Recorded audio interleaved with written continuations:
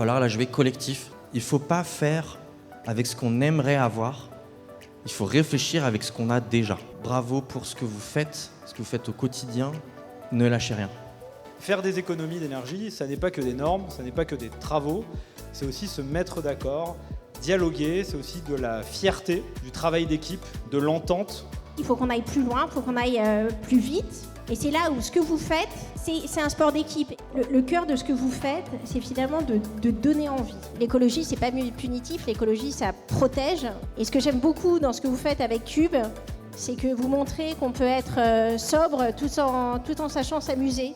Être sobre, c'est cool, ça peut être fun, ça peut être un facteur de lien social.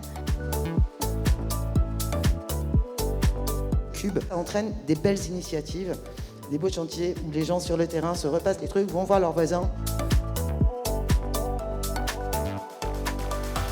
J'aime beaucoup cette expression de super-héros invisible pour pouvoir aller porter nos messages, pour pouvoir aller accompagner toute cette démarche que nous évoquions.